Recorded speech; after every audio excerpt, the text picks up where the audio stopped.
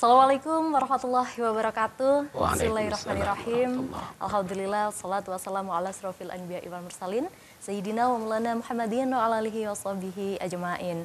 Selamat sore para pemirsa TV9 Nusantara dimanapun Anda berada. Senang sekali saya Rebeka Rahma Aprilia hadir kembali menyapa Anda dalam program Tabuh Maghrib bersama dengan MUI Jawa Timur. Nah, pada sore hari ini kita akan membahas tema yang sangat luar biasa, sangat menarik. Kita akan membahas tentang dimensi filosofis puasa. Nah, berbicara tentang berpuasa di bulan Ramadan ini bukan hanya sekedar puasa, menahan makan dan minum saja. Tapi ada filosofi lainnya. Bagaimana? Kita akan membahas lebih jauh, berbincang bersama dengan yang terhormat Bapak Dr. Kiai Haji Ali Imron. Beliau adalah pengurus Komisi Dakwah dan Pemberdayaan Masyarakat MUI Jawa Timur.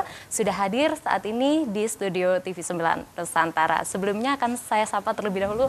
Assalamualaikum Yai. Waalaikumsalam Mbak Rebeka. Ini mohon maaf suaranya agak serak ya. Insya Allah mudah-mudahan senantiasa diberi kesehatan ya Yai. Allahumma amin. Mbak Rebeka sehat. Alhamdulillah sehat Makasih Yai. banyak ya.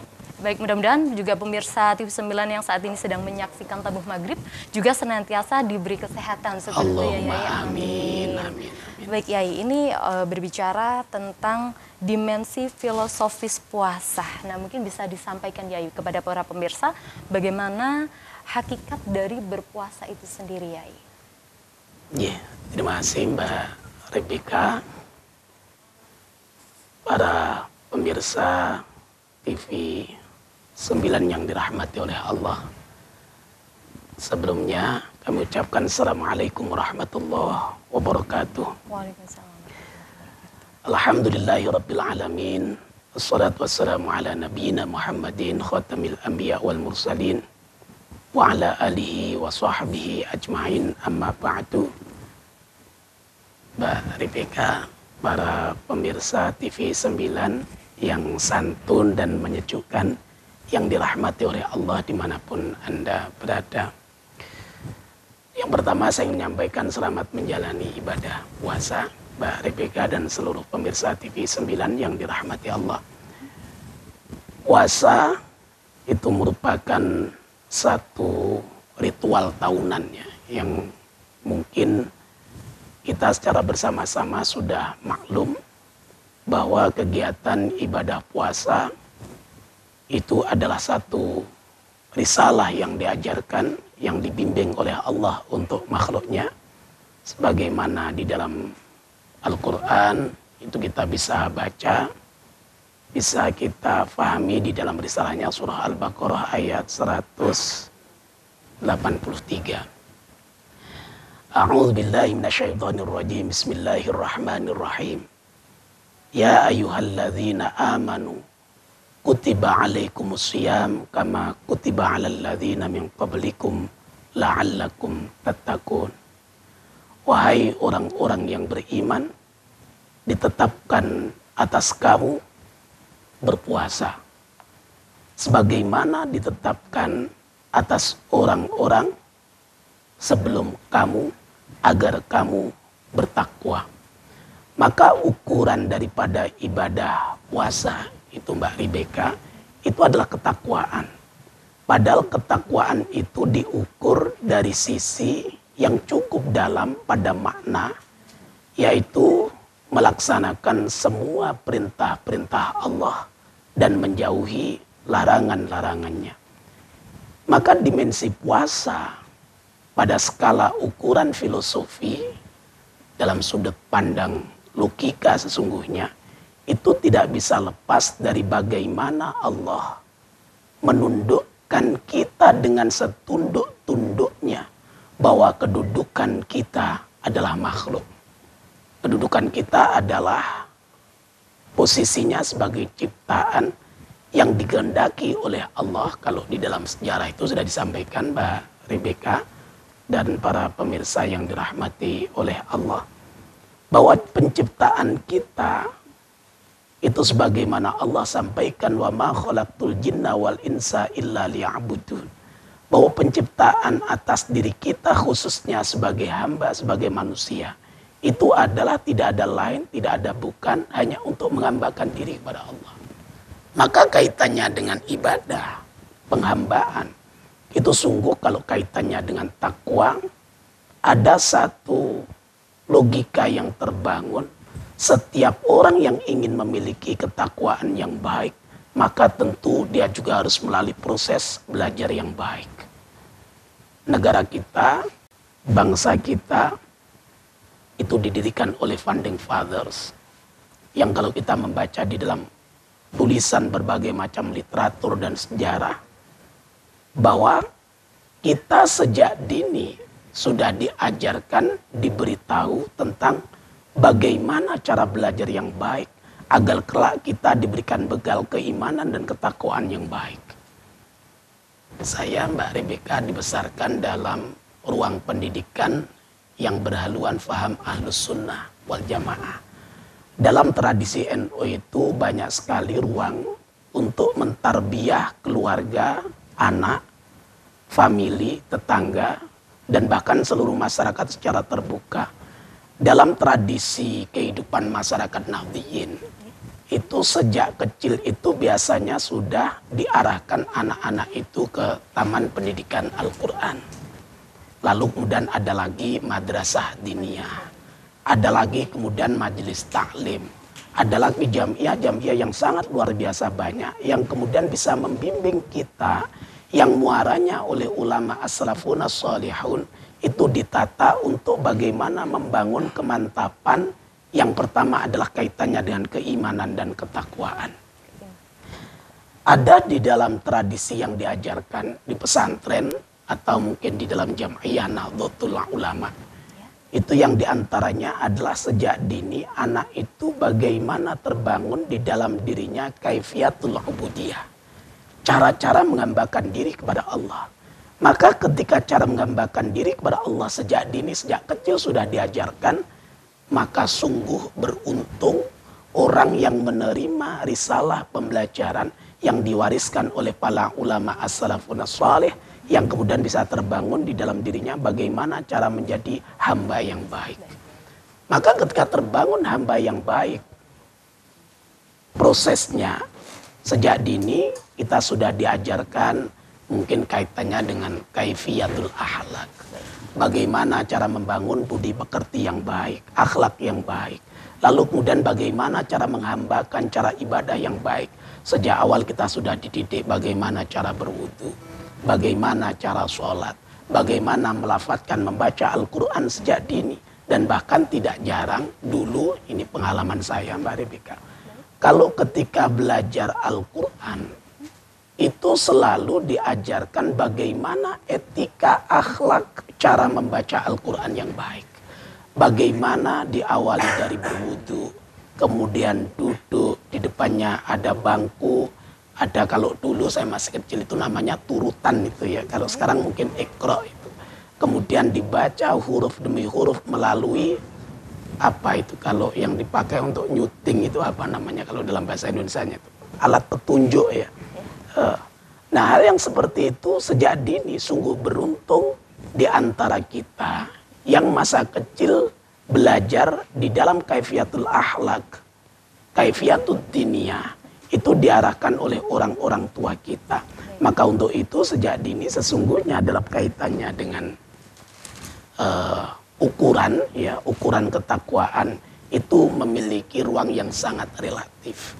Jadi relativitas akhlak, relativitas pemahaman di dalam keagamaan yang itu dalam setiap individu itu bangunannya berbeda-beda.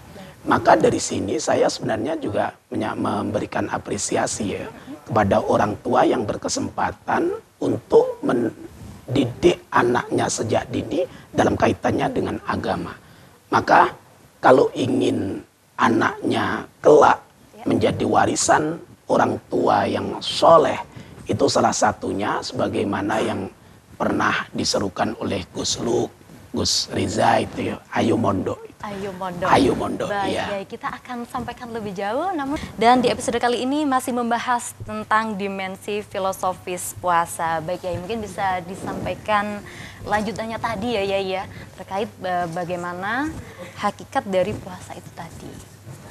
Baik, masih Mbak Rebecca. dalam kaitan dengan puasa, bangunan pemahaman atas keagamaan yang tadi sudah saya sampaikan, bahwa bangunan keagamaan itu memang penting untuk ditanamkan sejak dini kepada anak-anak kita, agar dalam memahami keagamaan, dalam tanda kutip bahasanya, tidak terpeleset, Rebecca. Jadi orang yang, mohon maaf, kerdil dalam pemahaman keagamaan itu sesungguhnya memang sangat membahayakan keberadaan agama itu sendiri. Makanya tadi yang saya sampaikan, apa yang menjadi program daripada Gus Lu, Gus Reza membangun pola untuk Indonesia Ayo Mondo, ini adalah salah satu kehendak capaian agar seluruh tatanan moralitas bangsa ini bisa terpenuhi dalam standar-standar ukuran yang memang dalam faham keagamaan itu tercukupi. Nah, sekarang kaitannya dengan puasa. Puasa ini sesungguhnya di dalam kajian kitab-kitab fikih, mulai sejak dini dulu kita ngaji di Mabatiul Fikih, di dalam kitab-kitab lah ulama salafun saleh, di dalam Safinah, di dalam Fathul Qarib, itu kita sudah difahamkan bahwa bagaimana cara menjalankan puasa yang baik. Zahiran wa batinan, jasad dan waruhan. Bagaimana cara menjalani puasa yang baik. Nah, ukurannya itu adalah kaifiyatus siyam. Bagaimana cara menjalani puasa. Maka di dalam fikih itu diajarkan betul bagaimana cara memulai puasa, mengawali puasa, ketika puasa apa yang harus dikerjakan, dan kemudian kaitannya dengan aspek syarat rukunnya, kemudian syarat wajibnya, syarat sahnya, semuanya diajarkan di sana, hingga kemudian kita secara detail untuk menjalani bagaimana berpuasa yang baik itu bisa kita temukan di sana. Nah, kaitannya dengan puasa, dengan bagaimana kedudukan kaitannya dengan dimensi filosofi, ini pada jangkauan ketika orang itu secara syar'i sudah cukup dia memahami kaidah-kaidah fikih untuk menata bagaimana cara berpuasa yang baik, tentu kita akan masuk pada ukuran filosofinya. Penalaran yang kaitannya dengan spirit puasa. Satu hal yang menjadi bangunan tujuan utama dilaksanakannya puasa itu adalah satu yang mutlak semata-mata karena urusan takwa kepada Allah Subhanahu wa ta'ala. Dan itu sudah ada sejak dulu. Orang bertakwa itu sebelum Nabi Muhammad Rasulullah Sallallahu Alaihi Wasallam, itu takwa itu sudah diatur. Karena manusia ini dalam teori filsafat itu sudah diajarkan bahwa akal kehidupan kita tanpa dibekali dengan wahyu itu tidak cukup. Jadi kaitannya dengan akal memang nalar filosofi itu yang kaitannya dengan puasa itu memang harus berpengaruh kepada sikap tidak hanya yang bersifat jasmani tetapi juga ruhani. Ada maqasidus syariah yang bisa kita gunakan sebagai sandaran bagaimana puasa itu bisa memberikan dampak dan pengaruh dalam setiap sisi individu. Baik pada ruang ruhani maupun jasmaninya. Yang pertama, dalam maqasidus syariah, setiap apapun yang dilakukan kaitannya dengan agama itu selalu memiliki tujuan. Maqasidus syariah itu ada 5 capaian bagaimana orang bersyariat itu dengan baik. Yang pertama adalah hifdzuddin. Mengapa kita berpuasa?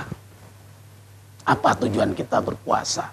Puasa itu adalah kalau di dalam pemahaman fikih itu memiliki makna imsak.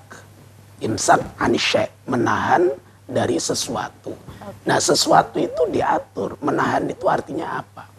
Puasa itu difahami dalam risalah fikih adalah menahan lapar dan dahaga mulai dari terbit fajar hingga terbenam matahari, dan menahan kemauan untuk hubungan seksual yang itu diatur, dikelola secara khusus di dalam risalah syar'inya. Maka ketika di dalam maqasidus syariah hifdzuddin, risalah yang mengajarkan tentang bagaimana ukuran atau dimensi filosofi puasa itu adalah yang pertama untuk mempertahankan agar agama itu bisa menjadi bagian untuk mengatur hidup agar lebih baik. Coba bayangkan ketika orang tidak memiliki agama, dia tidak memiliki kontrol dalam ruang kehidupan sosialnya, agamanya tidak terjaga dengan baik, maka dia tidak akan bisa membedakan mana yang baik dan mana yang buruk. Dan puasa itu salah satunya menjadi bagian dari dimensi maqasidus syariah untuk mempertahankan agama agar bisa agama itu menghadirkan manfaat di dalam setiap individu di antara kita.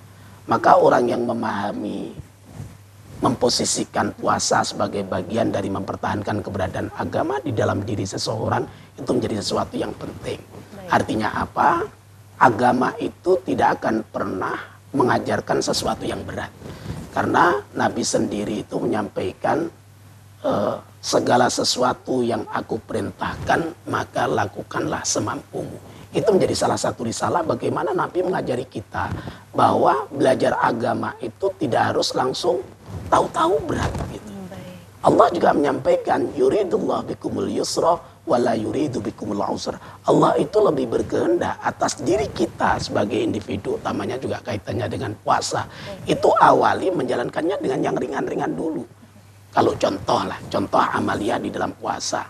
Puasa itu memang termasuk diantaranya syarat sahnya adalah muslim, Islam. Yang kedua juga diantaranya dia menjalani niat. Puasa itu harus ada niat, Mbak Rebika. Kalau puasa itu tidak diniati, namanya ya hanya lapar dan dahaga.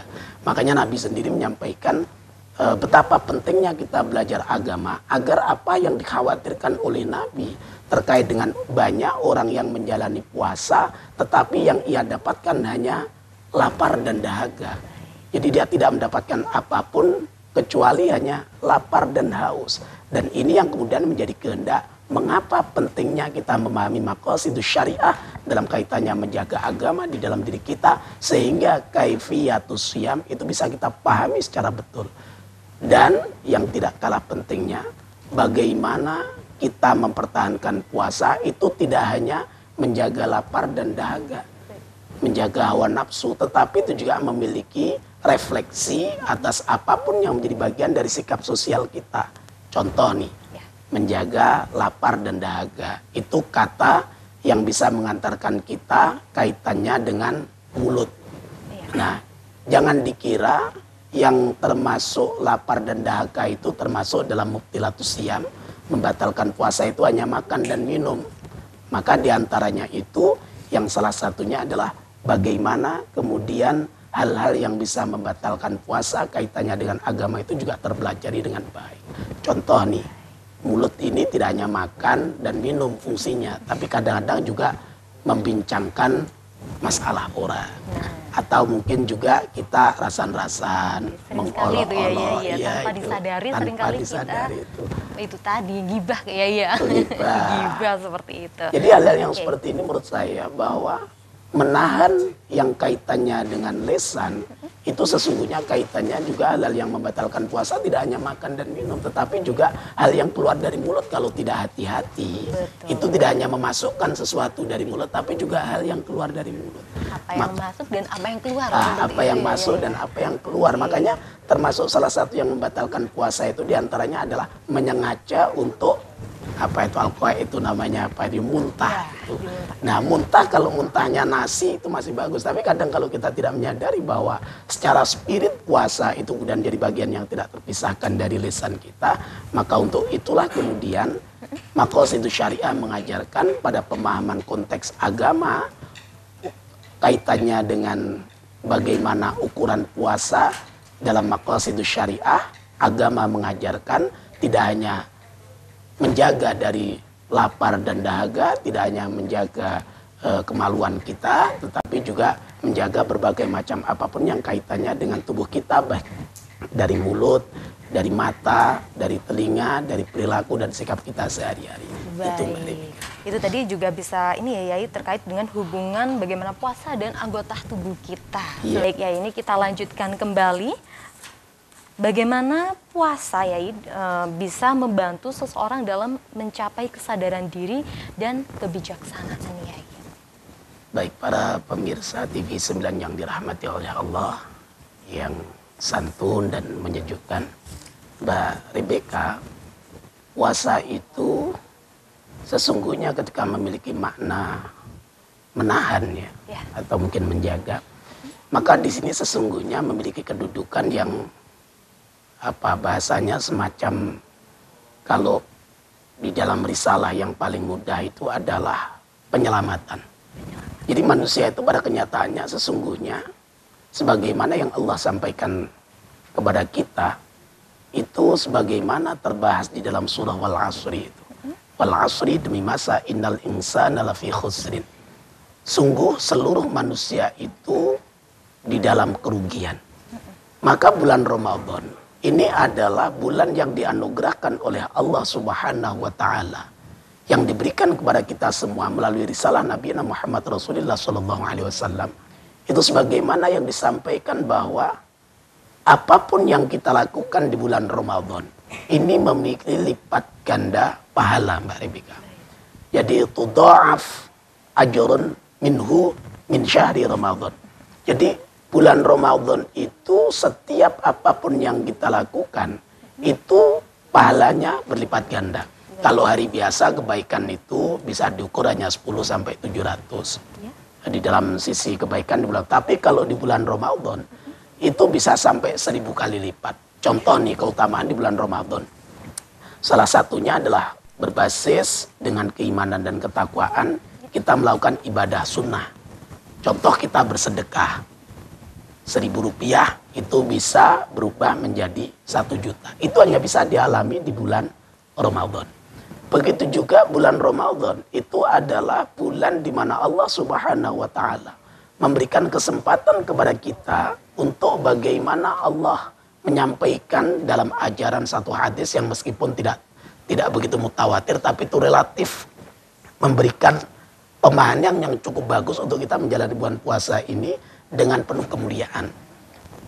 Asyamu Ramadan awwaluhu rahmah. Puasa Ramadan itu sungguhnya bentuk kasih sayang yang Allah berikan kepada kita. Yang pertama nih adalah kasih sayangnya Allah agar kita ikut merasakan bagaimana orang-orang yang tidak memiliki kemampuan. Contoh makan yang cukup, harta yang cukup, kemudian kemampuan untuk memenuhi apa yang menjadi haknya harian, itu makan, minum, kemudian juga gizi dan lain sebagainya. Kita ikut merasakan bagaimana kasih sayangnya Allah itu diwujudkan dalam wujud puasa Ramadan ini. Makanya puasa Ramadan itu adalah sesuatu yang merupakan kasih sayangnya Allah. Kelihatannya kita lapar, kelihatannya kita haus, kelihatannya kita merana nih, kayak orang biasanya makan soto, makan rawon di pagi hari, kita harus puasa. Kita harus menahan itu untuk tidak makan mulai dari awal puasa, terbitnya fajar, hingga terbenamnya matahari.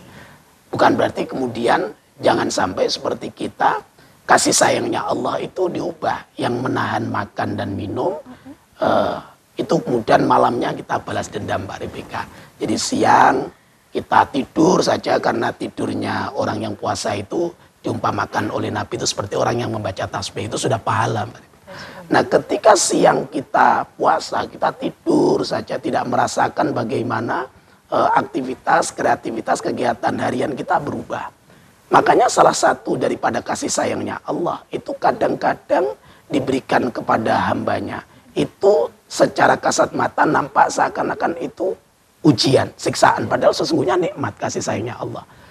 Wa ausatuhu maghfirah. Dan di antara puasa itu di pertengahan puasa ada yang mengatakan 10 hari, ada yang mengatakan 10 hari pertama, 10 hari pertengahan, 10 hari terakhir, ada yang mengatakan harian.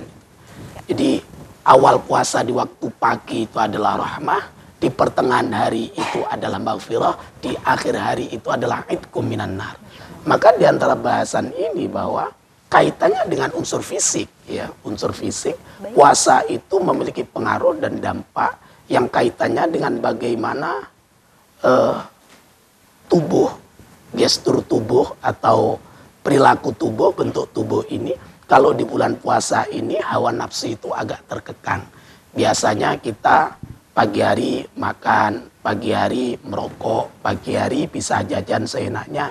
Akhirnya kita juga disuruh mengekang hawa nafsu yang itu sesungguhnya kalau kita rasakan adalah nikmat dari Allah Subhanahu wa taala, membangkitkan kesadaran bahwa kemudian siapa kita sesungguhnya. Maka tadi yang saya sampaikan, maqasid syariah sejak ini tertanam ke diri kita, ke anak-anak kita, ke keluarga kita, itu penting untuk kita bangun. Maka termasuk diantaranya adalah ketika maqasid syariah itu ada 5 yang terbangun di dalam tujuan daripada agama itu sendiri diajarkan untuk kita, itu juga bisa menjadi wasilah keselamatan di jalan Allah Subhanahu wa taala. Yang tadi maqasid syariah itu adalah diantaranya adalah hifdzuddin, hifdzul mal, hifdzun nafas. Hifdzul mal itu juga menjadi bagian dari maqasid syariah. Puasa itu juga menjadi bagian bagaimana kita merasakan ikut berbagi. Yang awalnya biasanya uang kita pakai untuk beri beras, untuk beri makan. Di bulan puasa, anjuran yang terbaik oleh Nabi di bulan Ramadan itu ada 4 perilaku yang membedakan, Mbak Rebeka.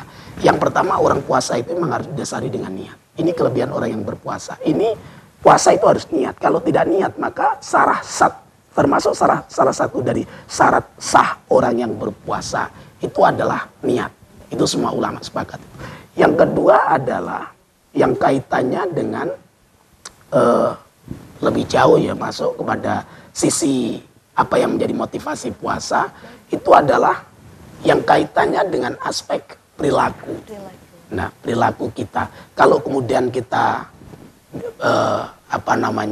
kegiatan harian itu biasanya kalau malam nggak pernah bangun, akhirnya juga ada satu amalan puasa yang itu menjadi sunnah Rasulullah SAW adalah sahur. Kalau hari biasa kita tidak terbiasa tubuh ini makan menjelang fajar.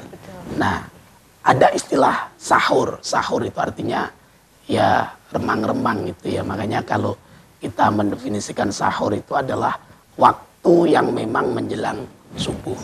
Maka untuk itu kebiasaan ini membawa dampak kepada refleksi tubuh yang kita nggak bangun malam, kita bangun malam. Dan anjuran yang bagus itu di dalam ajaran Nabi Muhammad Rasulullah SAW itu adalah qiraatul Quran atau tadarrus Al-Quran. Jangan difahami, dimaknai tadarrus Al-Quran itu hanya membaca Al-Quran tapi tidak mengkaji, mempelajari isinya.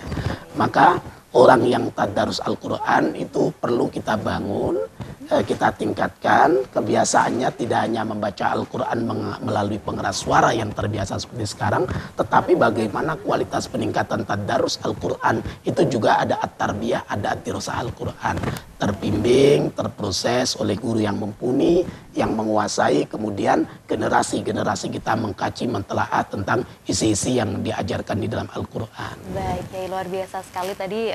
Puasa itu tidak hanya menahan tetapi juga ada timbal baliknya untuk kesehatan. Nah, kita akan berbincang kembali. Nah, ini masih berbincang terkait dimensi filosofi puasa, Yai. Ada 3 pertanyaan yang masuk untuk episode kali ini. Yang pertama pertanyakan dari Ibu Siti dari Tuban ini, Yai. Apakah ibadah puasa dapat membuat manusia menjadi insan yang berkarakter? Seperti itu, bagaimana ya? Mungkin bisa ditanggapi. Baik, masih para pemirsa TV 9 yang dirahmati Allah. Ya. Karakter itu memiliki makna kepribadian, atau di dalam Islam itu lebih kita kenali dengan istilah akhlak. Nabi Muhammad Rasulullah SAW itu banyak sekali memberikan teladan kepada kita melalui risalah yang dibangunnya, yaitu menyampaikan pesan innama bu'itsu liutammima makarimal akhlak. Tidaklah aku diutus oleh Allah Subhanahu wa taala kecuali untuk menyempurnakan akhlak. Puasa itu adalah salah satu bangunan yang disampaikan oleh Nabi, bunyal Islamu ala khamsin. Islam itu dibangun, didirikan karena 5 hal. Yang pertama adalah syahadat. Maka tentu orang yang memiliki syahadat atau orang Islam yang pasti, itu pasti memiliki karakter yang kuat karena di dalam dirinya sudah bersaksi Allah yang memiliki kuasa atas dirinya. Tentu ketika orang itu dikuasai oleh Allah, dia tidak akan memiliki sifat-sifat yang mungkin ada di dalam sifat amarah itu tidak sombong, tidak ria, tidak dengki, tidak iri.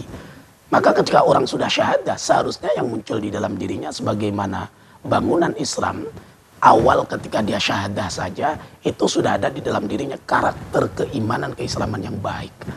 Lalu kemudian yang kedua, melaksanakan sholat. Islam itu diajarkan bagaimana cara membangun Islam, menjaga Islam. Itu salah satunya adalah menjaga perintah Allah yang namanya sholat. Maka orang yang melaksanakan sholat tentu dia juga memiliki karakter kepribadian selain daripada puasa dan yang sama positif. Sholat itu juga menghadirkan karakter yang baik. Inna sholata tanha 'anil fahsya'i wal munkar. Orang yang melaksanakan sholat, apalagi dilakukan sholat-sholat sunnah ya, yang banyak sekali itu fadilahnya di bulan Ramadan. Apalagi kalau kita mengkaji di dalam kitab-kitab ulama sufi ya. Kalau kita ingin mengkaji akhlak, maka belajarlah kajian-kajian kitab tasawuf. Termasuk diantaranya orang sholat itu diajari untuk tawadhu, merendahkan diri, bersujud, berruku. Maka sholat itu diantaranya adalah bagian yang membangun karakter orang. Maka diantara yang ketiga adalah mengeluarkan zakat. Nah, membayar zakat itu di dalam aturan karena kita ini hidup di bawah kendali Negara Kesatuan Republik Indonesia yang ditata, yang dibangun oleh para founding fathers dengan kedaulatan yang begitu luas, negara yang luar biasa besar, tatanan pemerintahan kita juga tatanan pemerintahan yang meskipun bukan negara yang, mohon maaf Mbak Rebecca, yang dikatakan khilafah Islamiyah, tetapi tatanan negara kita ini cukup Islami. Contoh nih, di negara kita itu ada badan amil zakat.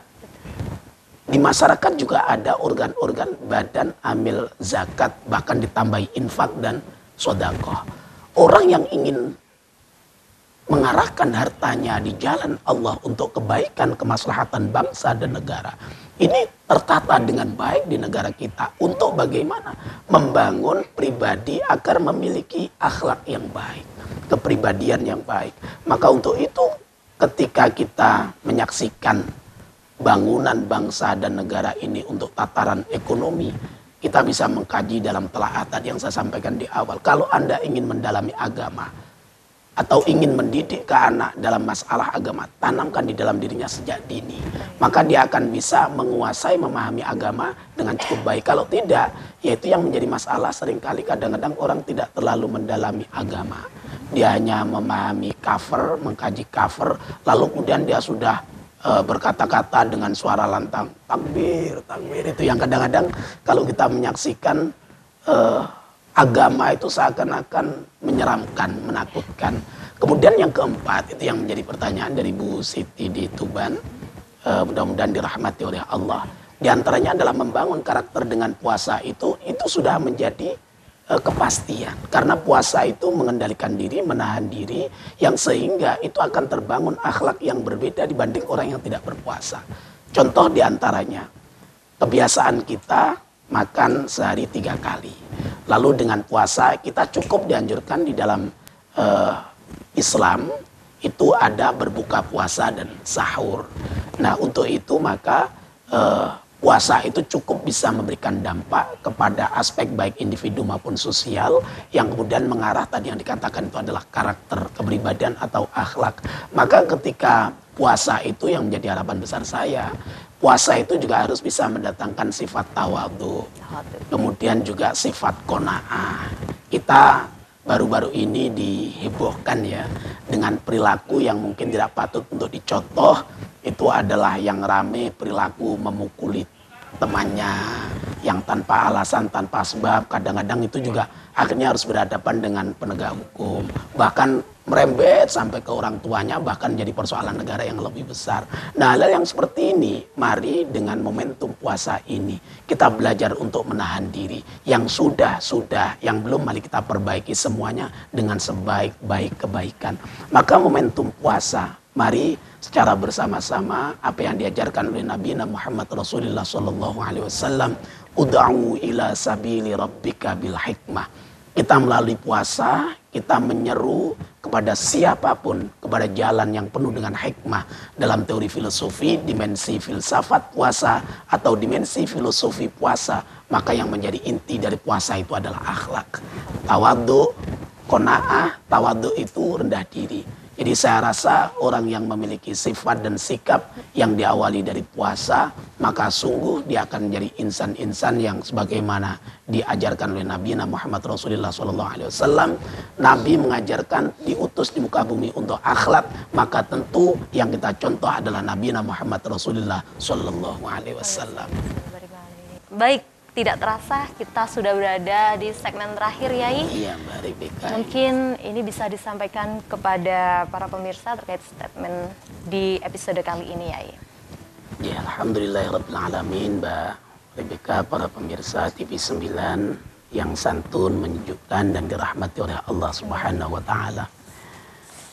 Saat ini Allah masih memberikan kesempatan kepada kita untuk menjalani kehidupan di dunia ini. Yang tentu kehidupan ini adalah satu anugerah yang tidak akan mungkin bisa kita kembali lagi.